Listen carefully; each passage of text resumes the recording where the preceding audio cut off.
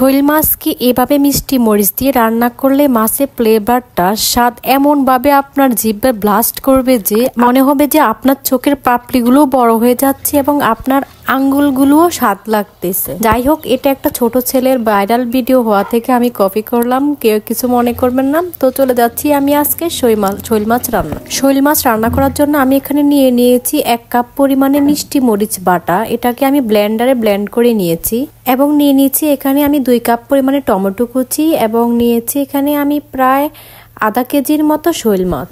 চুলোতে আমি একটা কড়াইতে প্রায় 1 কাপের মতো তেল দিয়ে সেখানে আমি দিয়ে দিয়েছি এখানে 1.5 কাপ পরিমাণে পেঁয়াজ কুচি। তেলটা আমি অফ ক্যামেরাতে দিয়েছি, তাই আর দেখাতে পারিনি।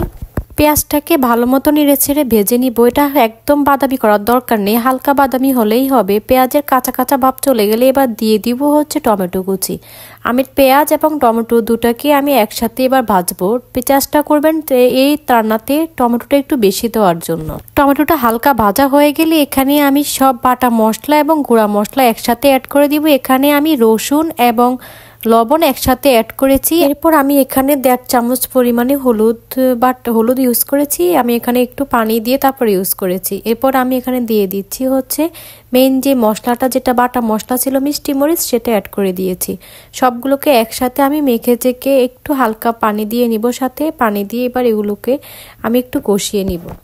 ভালো মতো কষানো হয়ে গিয়ে তেল এভাবে উপরে উঠে আসলে এবার আমি এখানে দিয়ে দিব আর একটু লবণ। প্রথমে আমি লবণ কম দিয়েছি, তাই আমি আবার লবণ দিয়েছি।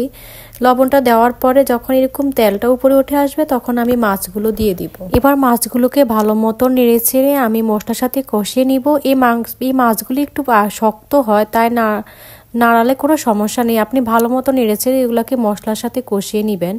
এভাবে কষাতে কষাতে ঠিক যখন তেলটা একদম বাইর হয়ে যাবে, মাছের সাথে মিশে যাবে মশলাগুলো, তখনই আমি এখানে পানি অ্যাড করব। এই রান্নাতে আমি ঝোলের পরিমাণ একদম কম রাখবো, তাই আমি কম পানি অ্যাড করেছি। আপনারা যদি ঝোল বেশি রাখতে চান তাহলে আপনারা বেশি পানি অ্যাড করবেন। এভাবে উতরিয়ে ঠিক আমি যতটুকু ঝোল রাখতে চাবো ঠিক ততটুকু পরিমাণ উতরিয়ে কমিয়ে এবং লবণ চেক করে আমি চুলোটা অফ করে দিব। ফাইনালি আমার শৈল মাছ রান্নাটা হয়ে গিয়েছে। আর একটা কথা বলে দিচ্ছি, সেটা হচ্ছে আমি অফ ক্যামেরাতে চুলো থেকে নামানোর আগে আমি ধনিয়া পাতা ইউজ করেছি, যে ভিডিও ক্লিপটি আমি খুঁজে পাচ্ছি না, তাই আপনাদের দেখাতে পারিনি। তো এই ছিল আমার আজকের ভিডিওটি ভালো লাগলে অবশ্যই লাইক, শেয়ার এবং সাবস্ক্রাইব করতে ভুলবেন না। আল্লাহ হাফেজ।